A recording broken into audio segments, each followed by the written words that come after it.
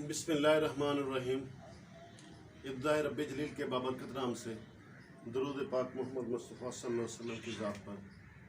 रशमत MPhil physics, assistant professor of physics, Khwaja Farid government post graduate college रिमियाखान, physics zone की तरफ से lecture number 4 chapter number 20 FSC physics inter classes के लिए। Basically ये जो आज का लेक्चर है in continuation with the previous 2 lecture के साथ ये आगे मुसलसल में। तो बेसिकली ये बोहर थ्योरी और बोहर थ्योरी के मुख्तलिफ एस्पेक्ट्स, उनमें एक उसका हमने देखा बोहर थ्योरी का जो सेकंड पार्ट उसकी कंफर्मेशन थी डी ब्रोगली हाइपोथेसिस की निस्बत से। एटॉमिक क्वांटाइज्ड रेडियस था, क्वांटाइज्ड वेलोसिटी थी और क्वांटाइज्ड एनर्जी। तो क्वांटाइज्ड एनर्जी का मैथमेटिकल डेरिवेशन हम कंप्लीट कर गए। अब मज़ीद उसमें से रिलेटेड कुछ टर्म्स हैं और फाइनली हाइड्रोजन स्पेक्ट्रम में आज के लेक्चर के साथ बोहर थ्योरी वाला आर्टिकल मुकम्मल हो जाएगा।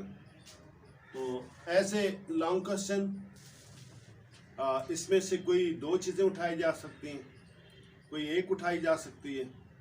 तो एज ए शॉर्ट क्वेश्चन भी इसमें बहुत सी अपॉर्चुनिटीज़ हैं, कहीं से कोई डेफिनेशन आ जाए, कहीं से कोई फार्मूला आ जाए। और एज ए MCQs भी ये आर्टिकल, ये तीनों लेक्चर बहुत अहम हैं। तो लिहाजा हम स्टार्ट करते हैं। सबसे पहले प्रोसेस है आयनाइजेशन। आयनाइजेशन लफ्ज़ बना आयन से, और आयन क्या होता है? अगर किसी एटम में इलेक्ट्रॉन ऐड कर दिया जाए उसके नॉर्मल स्टेट से हटके, या इलेक्ट्रॉन रिमूव कर दिया जाए तो वो आयन होता है।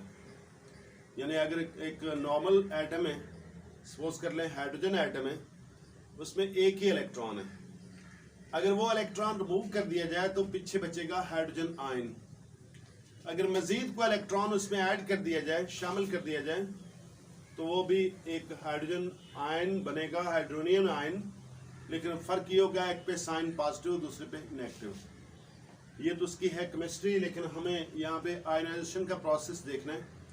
तो आयनाइजेशन ऐसा प्रोसेस जिससे इलेक्ट्रॉन को उसके आउटर मोस्ट ऑर्बिट में से रिमूव किया जाए।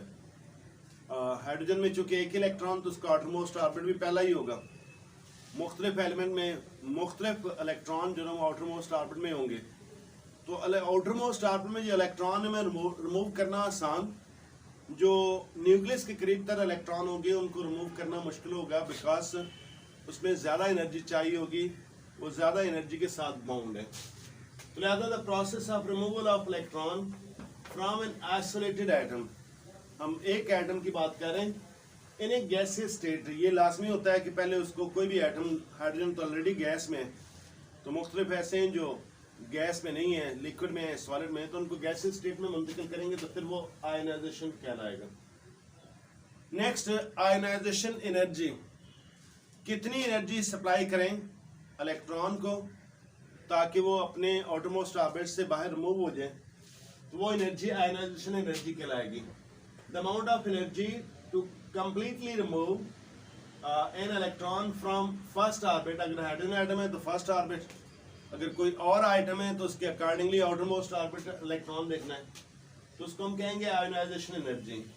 हाइड्रोजन आइटम के लिए एनर्जी जो ना, इसको E0 से हमने रिप्रेजेंट किया, ये 13.6 इलेक्ट्रॉन वोल्ट। नेक्स्ट, एनर्जी भी हम डायरेक्टली किसी भी आइटम के अंदर इलेक्ट्रॉन को डायरेक्टली एनर्जी प्रोवाइड नहीं कर सकते, तो फिर क्या होगा, हमें उसको पोटेंशियल देना होगा। जैसे कि हमने पहले हाइड्रोजन स्पेक्ट्रम पढ़ा और उसमें गैस डिस्चार्ज ट्यूब ली, उसमें बकिया गैसेस रिमूव कर दी, एयर रिमूव कर दी, सिर्फ हाइड्रोजन गैस पुट की, उसके 2 इलेक्ट्रोड थे, एक पॉजिटिव और नेगेटिव। नेगेटिव और पॉजिटिव के दरमियान में जो पोटेंशियल अप्लाई कर रहे हैं, अगर वो पोटेंशियल इतना हो कि उससे इलेक्ट्रॉन किसी भी एटम में से उसके आउटरमोस्ट ऑर्बिट में से रिमूव हो जाए, तो वो आयनाइजेशन पोटेंशियल कहलाएगा। The minimum potential applied to atoms for which the external electron is removed from the atom is called ionization potential. अब एक और टर्म है, वो है एक्साइटेशन। आयनाइजेशन और एक्साइटेशन में डिफरेंस है। तो आयनाइजेशन में इलेक्ट्रॉन कंप्लीटली रिमूव हो जाता है और जो न्यूक्लियस के करीब तर ऑर्बिट है उससे। तो एक्साइटेशन में जस्ट रिमूव नहीं होता, इलेक्ट्रॉन किसी लोअर ऑर्बिट से न्यूक्लियस के करीब वाले ऑर्बिट से उसको मूव कराते हैं, डिस्प्लेस करते हैं सब सर्टेन हायर एनर्जी ऑर्बिट पे। सपोज कर लें कि वो 1 है फर्स्ट ऑर्बिट, n की वैल्यू अगर 1 हो तो फर्स्ट ऑर्बिट, n2 जो एक्साइटेड स्टेट में होगा और 3 भी एक्साइटेड में, 4 भी, इवन इनफिनाइट लेवल तक एक्साइटेड फॉर्म में। The process of displacing an electron from low energy orbit to high energy orbit in an orbit is called excitation. Further excitation के लिए एनर्जी भी दरकार होगी, वो एनर्जी आयनाइजेशन एनर्जी से बहुत कम होगी। डिपेंड करता है कि हमने इलेक्ट्रॉन को किस ऑर्बिट से किस ऑर्बिट में मूव करना है। E1 से E2 तक जाएंगे तो यकीनन सर्टेन अमाउंट ऑफ एनर्जी होगी। E1 से E3 में जाएंगे तो उससे ज़्यादा अमाउंट में एनर्जी होगी। E1 से अगर 4 में जाएंगे उससे भी ज़्यादा एनर्जी होगी।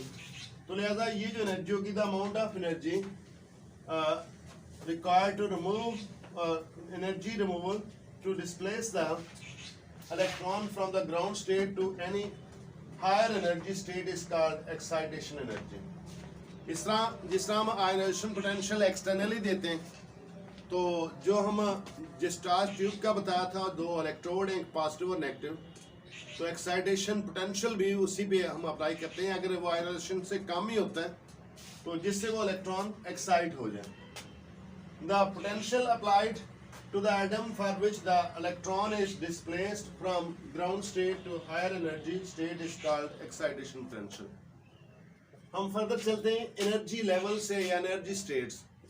बेसिकली जहाँ पे इलेक्ट्रॉन मूव कर रहा है, न्यूक्लियस के गिर्द रिवॉल्व कर रहा है, वो उसकी एनर्जी लेवल है, एक सर्टेन एनर्जी लेवल है। तो बेसिकली ऐसा नहीं है कि कोई भी आप लाइन लगा लें, न्यूक्लियस के बाहर एक सर्कल लगा रहे हैं और कहें कि एनर्जी लेवल, नहीं, ये इसकी परफेक्ट रूल है एनर्जी लेवल के हवाले से। अगर उससे कम एनर्जी होगी तो वो एनर्जी लेवल डिस्क्राइब नहीं होगा, इस तरह ज़्यादा भी होगी तब भी वो एनर्जी लेवल नहीं होगा।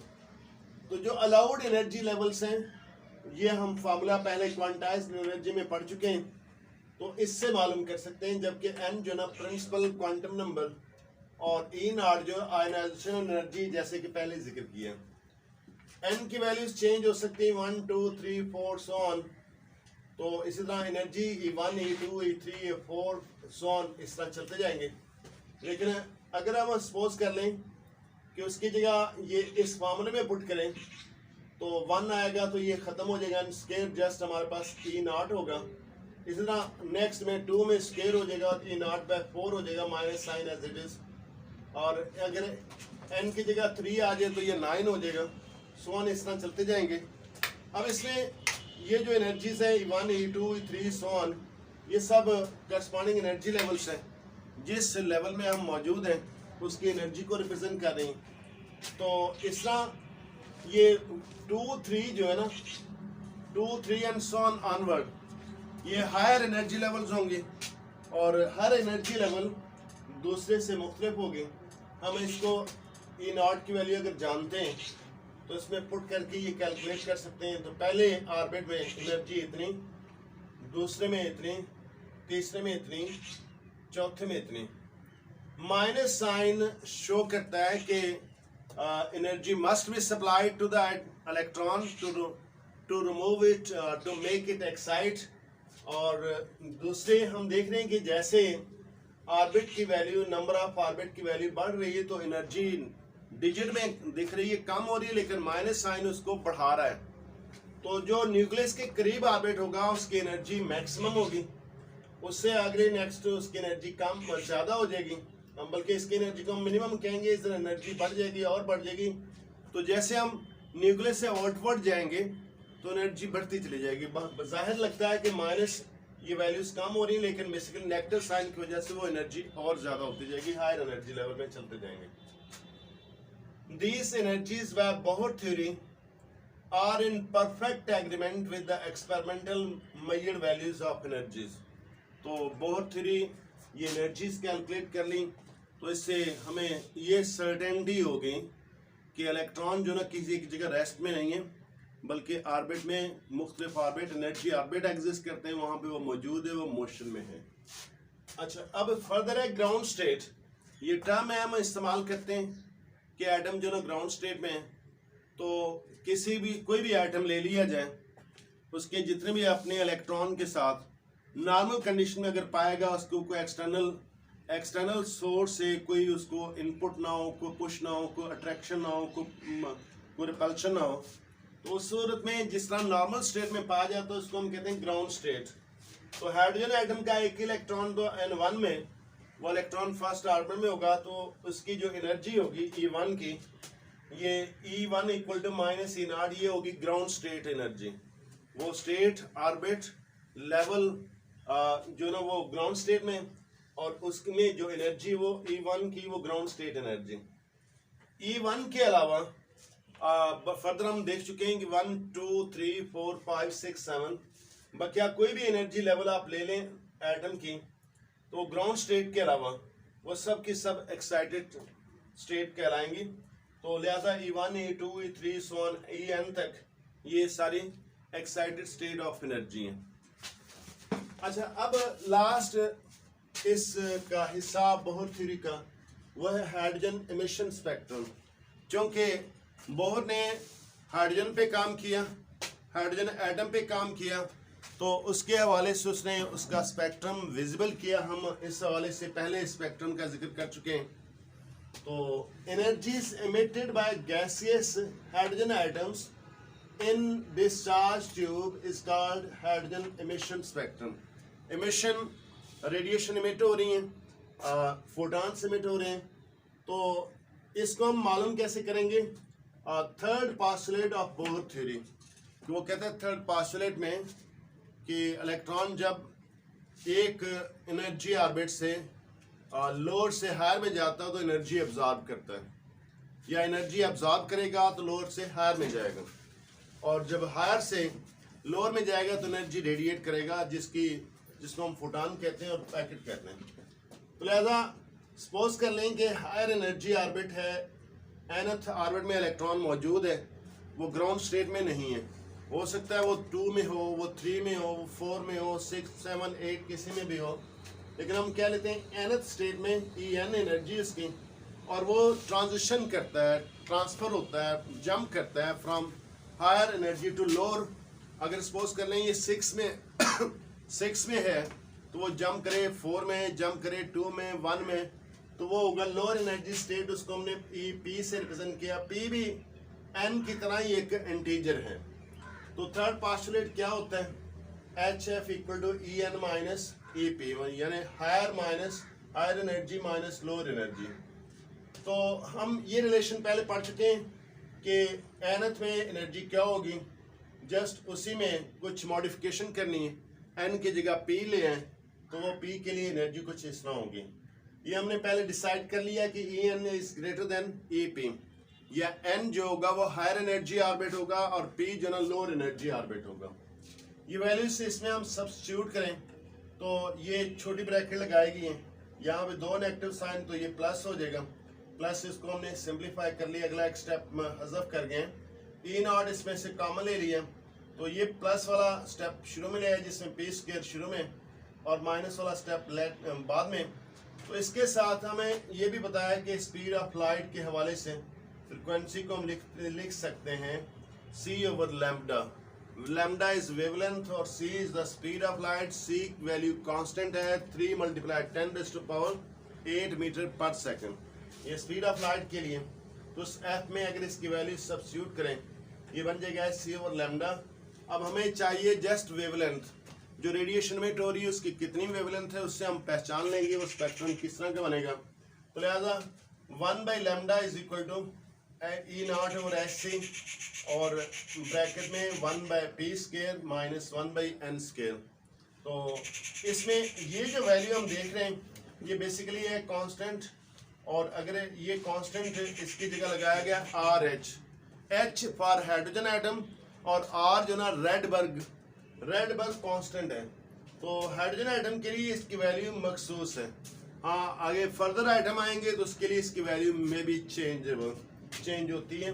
तो ये अगर हम देखें इनकी इनॉट की वैल्यू जो हम ले चुके हैं 13.6 इलेक्ट्रॉन वोल्ट, एच है प्लैंक्स कांस्टेंट, ये है 6.63 मल्टीप्लाई 10⁻⁻⁻⁴, और सी की वैल्यू है 3 मल्टीप्लाई 10⁻8 मीटर पर सेकेंड। ये पुट करें, उसमें कैलकुलेट करें और इसके साथ यूनिट भी कैलकुलेट करें तो हमें अंदाज़ा होगा कि न्यूमेरिकल वैल्यू कुछ इतनी है और जो यूनिट आता है मीटर इनवर्स आता है। अगर हम डायमेंशन से देखें लैम्डा की यूनिट मीटर में, तो इधर ये सारे नंबर हैं, इनके कोई यूनिट नहीं होगा, तो आर एच का जो यूनिट होगा वो उसके मीटर के इनवर्स होगा। The different energy levels corresponding to the transition of the spectral series are shown in the figure। हम सपोज कर लेते हैं ये ग्राउंड स्टेट है नीचे जिसमें n इक्वल टू 1, और ग्राउंड स्टेट की एनर्जी जैसे कि बताया गया न्यूक्लियस इसके कहीं नीचे लाई करती है, ये -13.6, और ये इसमें डिफरेंस है काफ़ी एनर्जी का। हमने एक पहले क्वांटाइज रेडियस में पढ़ा था कि जैसे जैसे आप सेंटर से न्यूक्लियस से दूर चलते जाएंगे रेडियस बढ़ता जाएगा, लेकिन एनर्जी के लिहाज से देखते हैं तो एनर्जी लेवल करीब करीब होती जाएंगी। तो N1 और N2 में लार्ज डिफरेंस है, एनर्जी डिफरेंस है, N3 और 2 में उससे डिफरेंस से कम हो गया, 4 और 3 में और कम हो गया, 4 और 5 में फिर और कम हो गया। इस तरह एक जगह पे ऐसा होगा ये सारी एनर्जी लेवल एक दूसरे के साथ ओवरलैप करेंगी और इन्फिनाइट बहुत जल्द पहुंच जाएगा।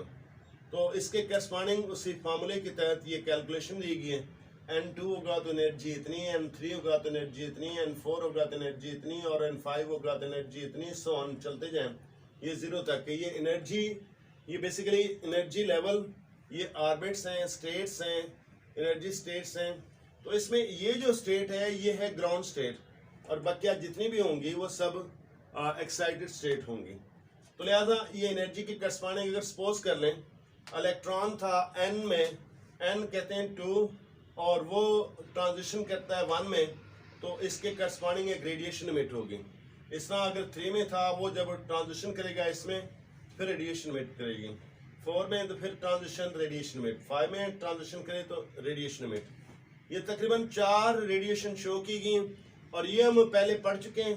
तो एक सीरीज बनती है वेवलेंथ की, कलर की, रेडिएशन की, फोटॉन की। ये फोटॉन चूंकि जिसने डिस्कवर किया उसके नाम पर आ गया लैमन सीरीज, ये स्पेक्ट्रल सीरीज है। तो ये बेसिकली इनविजिबल रेंज और अल्ट्रा वायलेट, इसको हम कह रहे हैं अल्ट्रा वायलेट रेडिएशन में, ये लॉन्ग वेवलेंथ और शॉर्ट एनर्जी, कम energy, short wavelength long energy, ये एनर्जी डिफरेंस इनका काफ़ी ज़्यादा, एनर्जी ज़्यादा होगी और वेवलेंथ कम होगी। जबकि अगर किसी भी हायर ऑर्बिट से वो इलेक्ट्रॉन ट्रांजिशन करता है N2 में सेकेंड ऑर्बिट में, तो उससे करस्पॉन्डिंग जो रेडिएशन इमिट होंगी उनको हमने एक सीरीज ली है जिसको नाम दिया गया बामर सीरीज, और इसी फार्मूले में से P की वैल्यू हम 2 लिख देंगे, N कोई भी वैल्यू लिख सकते हैं, कोई भी वैल्यू, लेकिन P उस सूरत में P जो होगा वो N से ग्रेटर ही होगा, और उससे जितना जो हम 2 ले रहे हैं यानी ये P बन जाएगा और बकिया फर्दर दोनों N बन जाएंगे। इस तरह अगर किसी और ऑर्बिट से 3 में आए तो पास्टन सीरीज, और किसी हायर ऑर्बिट में से अगर 4 में आए तो आप ब्रैकेट सीरीज, और अगर 5 में आते हैं तो वो होगी पीफंड सीरीज। एक बड़ी इंटरेस्टिंग बात है, क्योंकि इलेक्ट्रॉन ग्राउंड स्टेट में होता है नॉर्मली, जब हम उसको पोटेंशियल अप्लाई करते हैं उसके सरों पर तो उसको एनर्जी मिलती है इलेक्ट्रॉन, वो इलेक्ट्रॉन आके किसी भी हाइड्रोजन एटम के इलेक्ट्रॉन से टकराएगा तो अपनी एनर्जी ट्रांसफ़र करेगा, मोमेंटम ट्रांसफ़र करेगा। तो सिर्फ वो एनर्जी एब्जॉर्ब हो सकेगी जिसकी एनर्जी, इलेक्ट्रॉन की एनर्जी, इंसिडेंट जो बाहर से टकराने वाला एनर्जी, उसकी एनर्जी 2 एनर्जी लेवल के डिफरेंस के बराबर होगी। अगर इससे ज़्यादा हो, कम हो, तो इलेक्ट्रॉन एनर्जी एब्जॉर्ब ही नहीं कर पाएगा।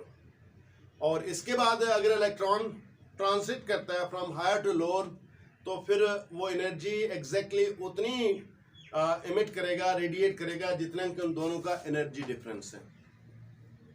लिहाजा बोर्ड थ्योरी भी कंप्लीट और आज का लेक्चर भी कंप्लीट। अल्लाह हम सबका हामी नासर हो।